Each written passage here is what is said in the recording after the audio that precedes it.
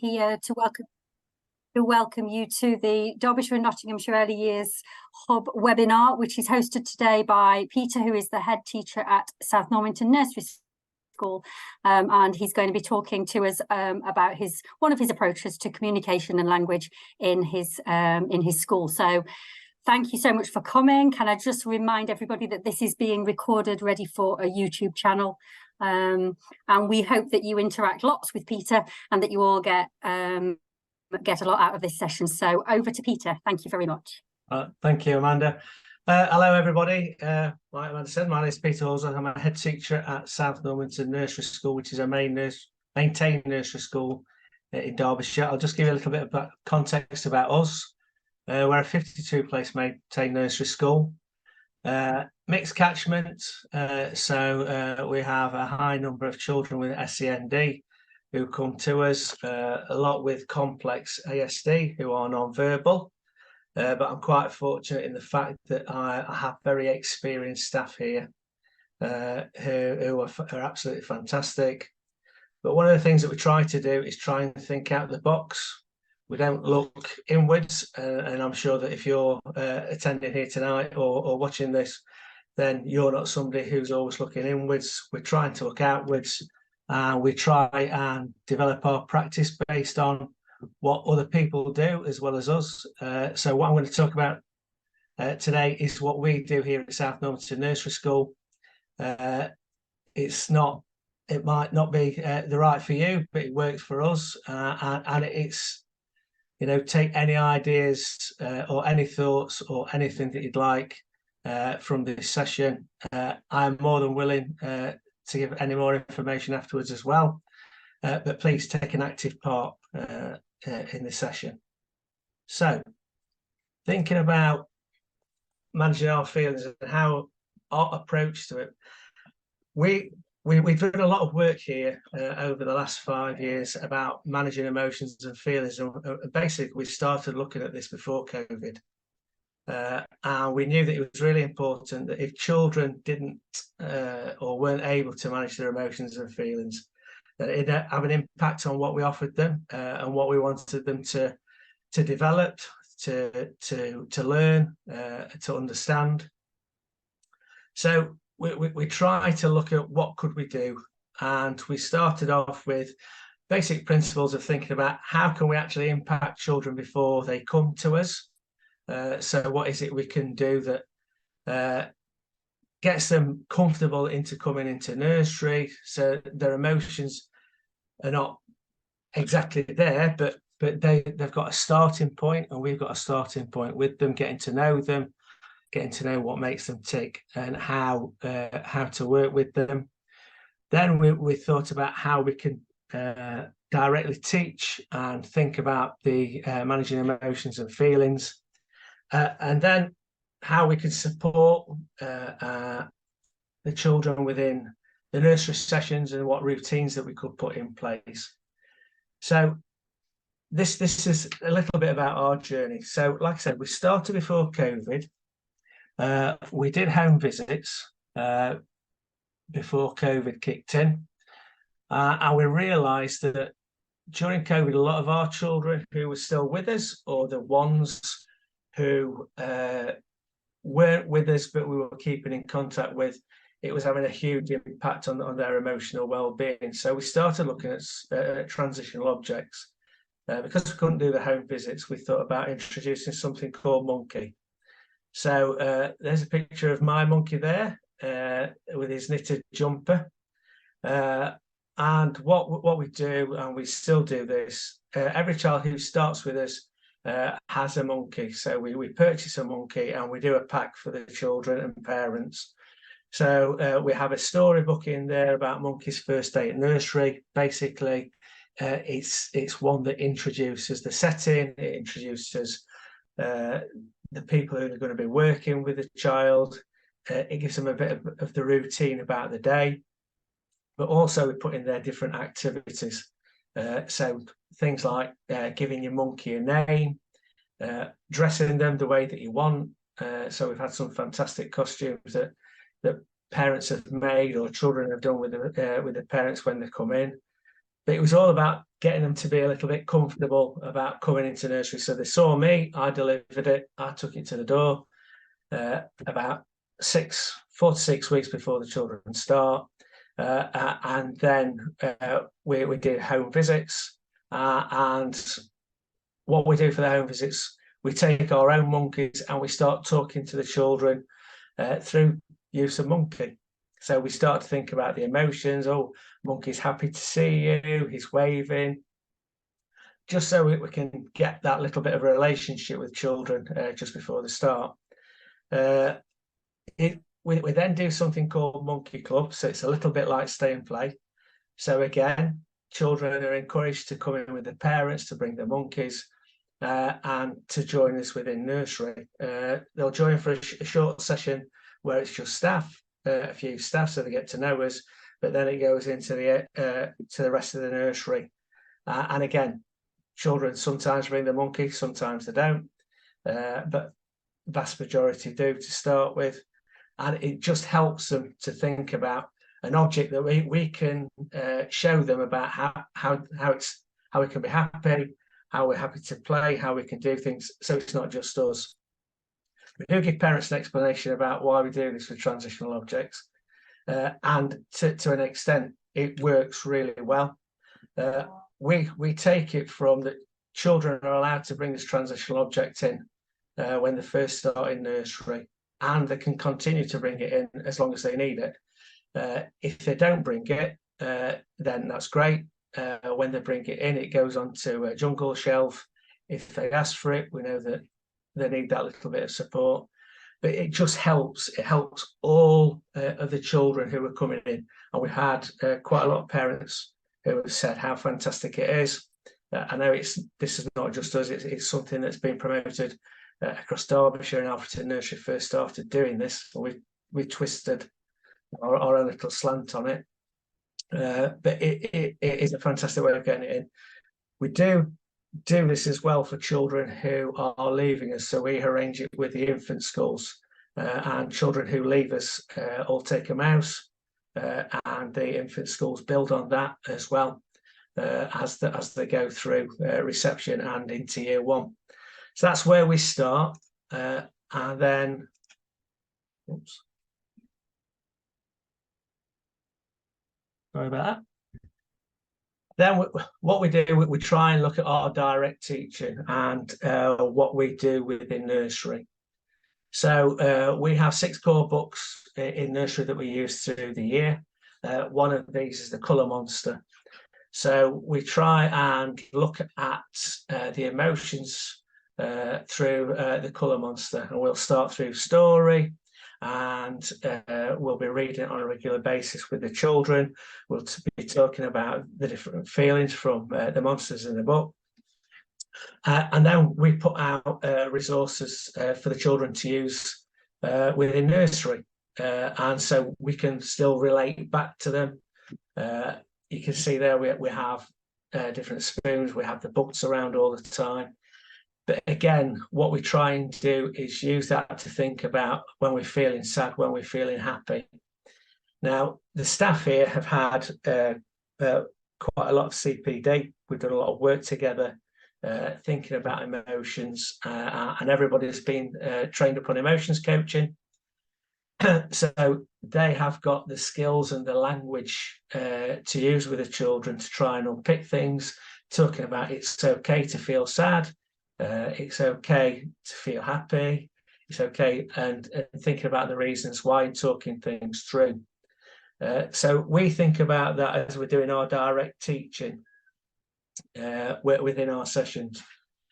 Staff in our nursery are with the children all the time. We don't spend a lot of time recording things on iPads or anything else. I ask my staff to be at least 98% of the time they're engaging with children, and we're trying to model those things, trying to model the emotions that we have ourselves and how we deal with things. But again, it's that direct teaching of this is how you can feel. So this is how when you feel unhappy, how does it make you feel? Thinking about things like that. because we have a high number of SEND children, we also do that with them. So you've got a photograph there of the beginning of one of our sensology sessions that we do. It's an intervention. It always starts off with thinking about how we're feeling before we start. A lot of our SEND children who take part in this are non-verbal as well, but they are at the stages where they can still point and still show their understanding. They might show it through facial expressions. They might show it through actually pointing to things, but they're still getting that language, that understanding of feeling happy, feeling sad, and it's brought in directly into what we do with all our children with the teaching. With the Colour Monster as well, we have a book club for our disadvantaged children.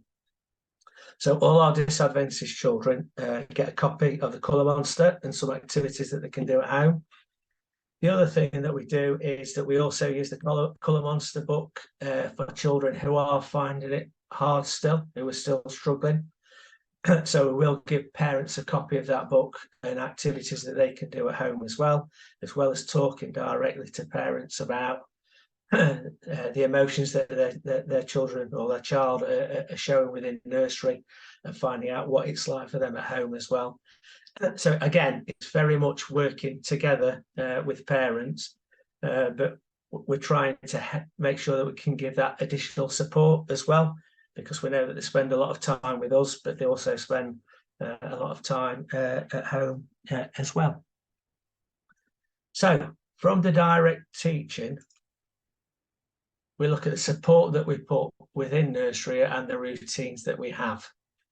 So just for example, sometimes children who come into us, they'll be fine coming in with the monkey, but they still find it very difficult with that emotion of thinking about the time aspect of how long they're going to be in nursery and when it's time to go home.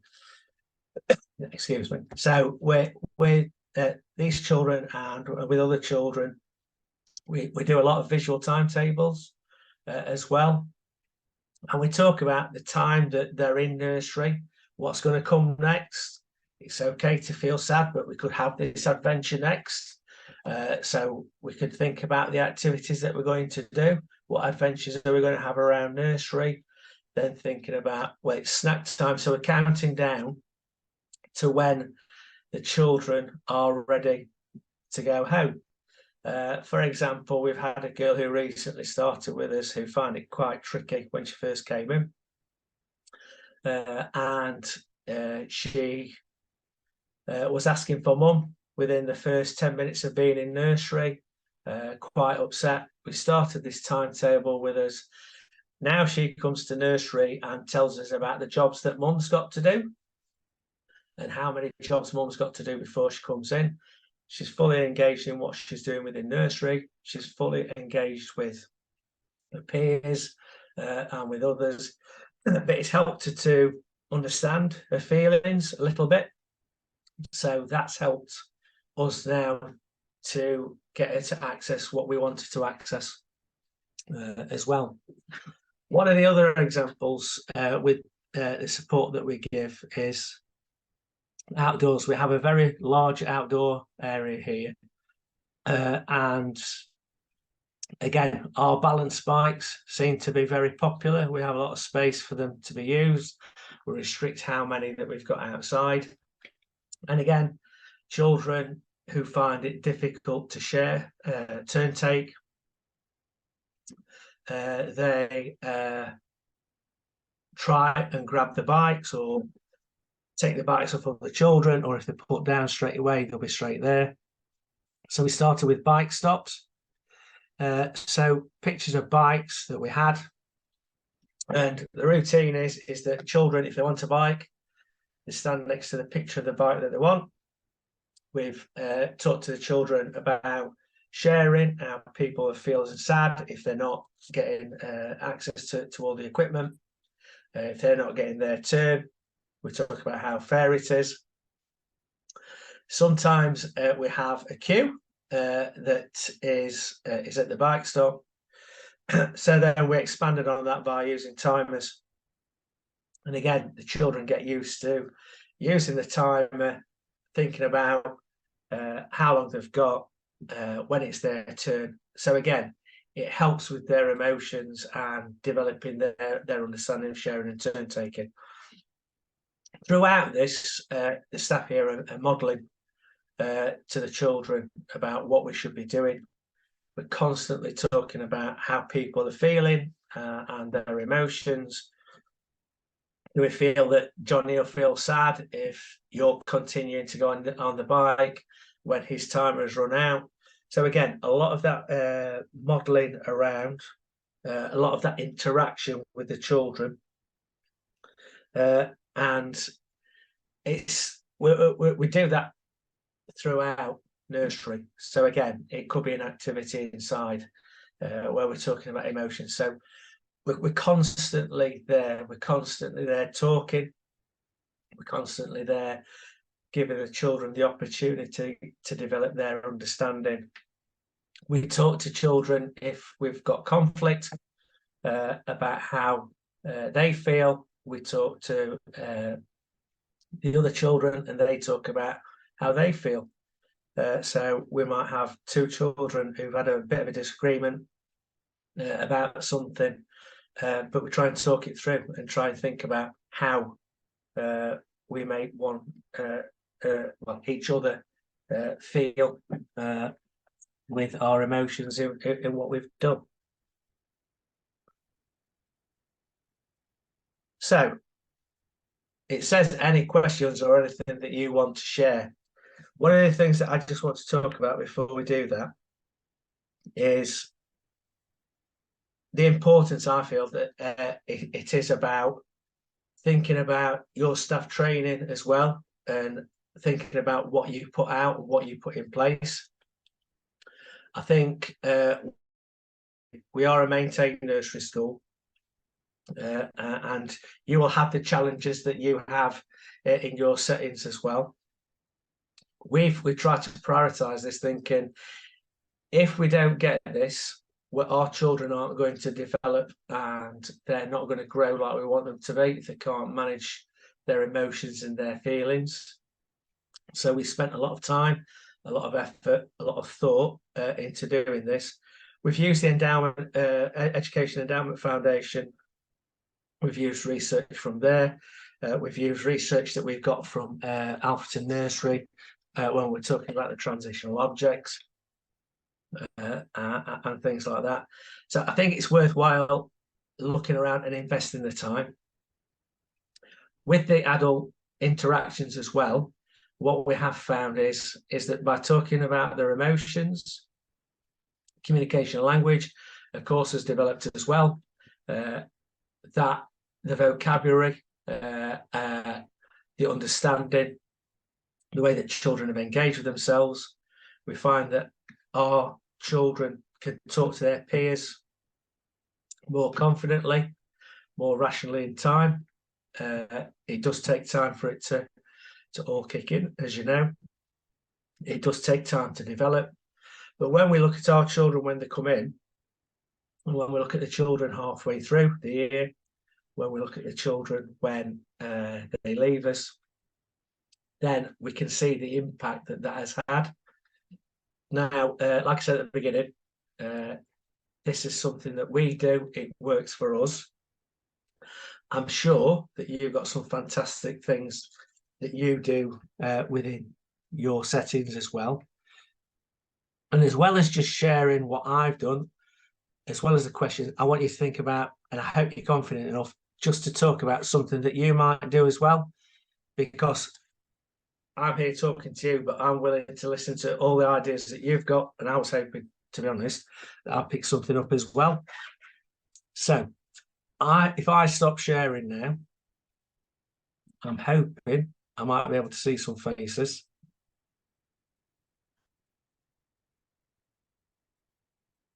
And if you'd like to put on your cameras,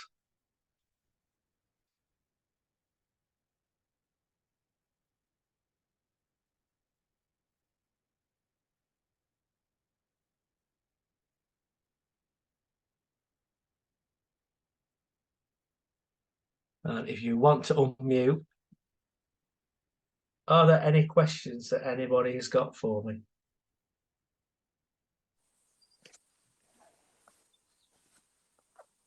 Hi, Peter. Hello, It's you're right. Hayley. Yes, thank you. I'm struggling to get my camera back on. You were saying about you've got some non-verbal children in your group. How do you get, other than using the pictures, and we've been using Makaton with ours, but we've got 2 little boys currently who really struggle, and it's a bit of a barrier really. I'm just wondering if you've got any other tips that we could use with those 2. Yeah, I mean, we use Makaton as well, Hayley. But what we found is we use a lot of signs and symbols. Yeah. So I don't know if you have lanyards. Yeah, we've got them on a keyring and a lanyard. Yeah. Yeah. So we've done, we've reduced down the amount that we use. Okay. And we use a lot of gesture as well, and we use the children's gesture. So again, when we're talking about the children with sensology, so we do things like attention autism, bucket time. We do sensology. So we're doing something every day as an input. Okay. And what it is that our children over time, because they've got familiar adults around, will start either pulling, pointing. As soon as they get to the pointing stage, we start to look at picture exchange. So we take them straight onto that. And again, we use that with the emotions. So they can point out happy, sad, are you happy, are you sad? Link it all back to the colour monster. Yep. Perhaps, Hayley, it's the special needs sides of things. Okay. If you want my email address, or if you want to get in touch, then I can always arrange. Whereabouts are you, Hayley? I'm at Losco. So you're not too Not far too away. far. No. So if you want to come and have a chat, I've got some fantastic staff here who can show you what we do. Yep, that'd be lovely. Thank you. Okay. So what sort of things do you do, Hayley, for your emotions? So we've got the colour monster, but we've got like a board up. So we've got the children have got their faces, and then the different colour monsters, they can put themselves up against whichever colour monster for how they're feeling. And I'd say a lot of it is the interactions with the adults, like you say, getting them to understand and getting them to understand the other children's feelings as well as their own as well, really. Have you had emotions coaching at where you are at Losco? No, I've not been there too long, so right. But yeah, because I do know it's something that I think it's on the Hub website as well, the emotions coaching.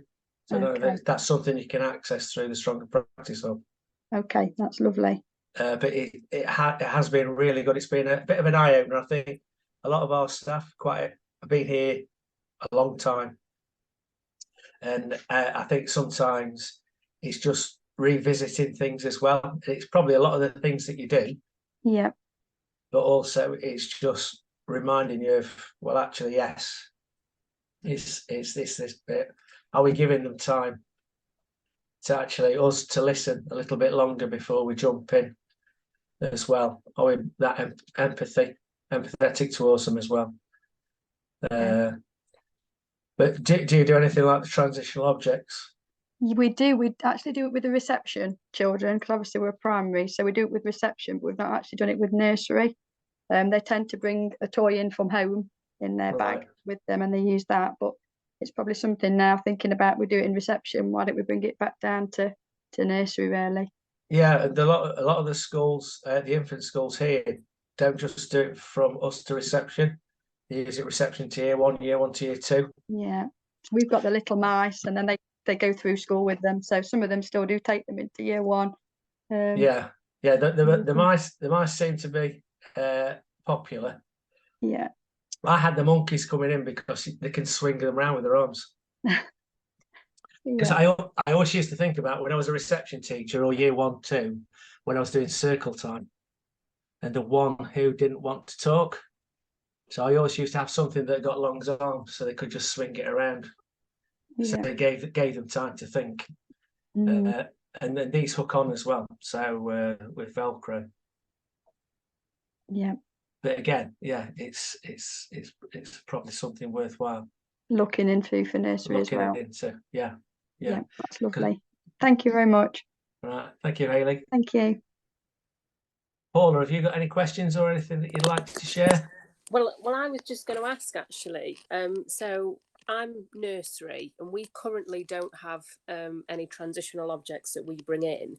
But how does it work? You know, because we literally have children starting every term. Will you almost kind of have the stay and plays each term for those new families? Yeah, we do. We're exactly the same, Paula. We have Yeah. people who start with us 3 times during the year, and the ones who start mid-year as well. Yeah. They get the same. Yeah. So yeah, we found that by delivering them in person, it gave a little bit of that I don't know, that personal touch. So it's a face, isn't it? It's a face, yeah. It's the first face that they say, and the child, you know, remembers that first face because they've got a toy, Yeah. as well, and then we build on that with the home visit. Mm-hmm. When we used to do home visits before, we used to take a bag of toys, Right. and I used to think, well, why are we bringing a bag of toys? Yeah. Whereas now we just take the monkey, and a lot of the children get the monkey out, and they'll play with a member of staff while I talk to the parents with their toys with the monkey, or sometimes they take my monkey off of me to make a little role play. Yeah. The one thing that we're still developing with these is we found that a lot of our special needs children don't take to the monkeys. No.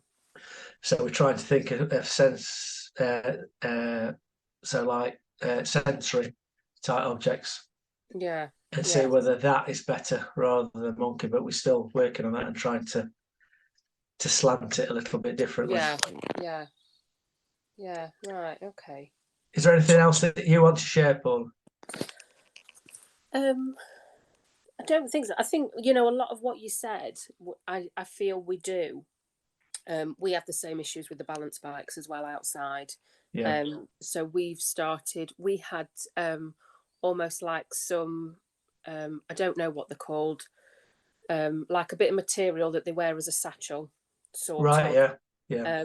So a colour would correspond with a bike, and then if you would queue up and wait for your colour, and they'd swap that round. But yeah, we've introduced timers as well, which actually seem to work really well.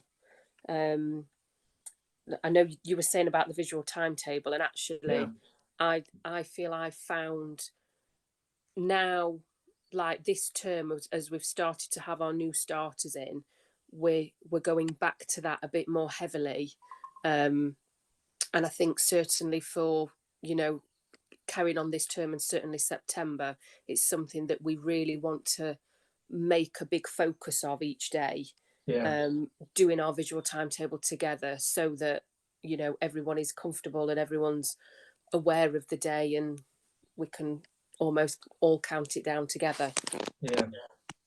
I think the thing that we're finding, I don't know whether you and Hayley are finding the same, but we're finding that a lot of children who are still coming to us aren't engaging with any peers. I'd say 50% of each intake have still been at home just with parents. Yeah. We've just had some. We've had 5 new starters, and one of those has never been anywhere before and has literally been with mum, dad, and grandma. And it's really evident to see just how solitary they are. So yeah, it's it's a huge thing for them because they've got that attachment straight away to the parent they've been with all the time. Forever. And then all of a sudden they've gone and they're left in a strange room with strange women and men. Well, yes, and men, but and children who they've not engaged with. I think this is why it's really important to work on their emotions and the feelings. And like I said, we were Ofsted in July last year, and Ofsted came in. It was one of the things that praises about what was about how we help children to cope, to deal with. One of the evidence that we use is the behaviour logs that we have, and we had one child who was having, I think he had 64 incidents in the first half term that he came into nursery, because he couldn't cope, and he was down to 0 by the summer term 1, I think it was. Well, that's really good. But it's if they're going to learn, they've got to be regulated. If they're not regulated, if they don't understand their emotions, they're gonna struggle to learn. Yeah. Okay. Right. I know that Amanda said that she was just going to say something at the end, but Amanda, is there anything that you want to add? No, do you know, Peter, I think that's brilliant. Thank you so much. Lots and lots of really lovely experiences to share there, and it's great that people have taken part and shared their experiences too. So I think that's been just a really lovely collaboration of ideas and experiences. So that's fab. Thank you so much. Has anybody got anything else they want to put into the mixing pot, or shall we say good night? I'm going to take that as a we're all great. Super. So Peter, I can't thank you enough. That was absolutely great, and thank you so much to Paula and Hayley, and obviously, as Peter said, if you want to get in touch with him and ask any more things about anything at all, then you're very welcome to do so. But in the meantime, I just want to thank you sincerely for coming. Thank Peter for delivering a great webinar, and I hope everybody has a lovely evening.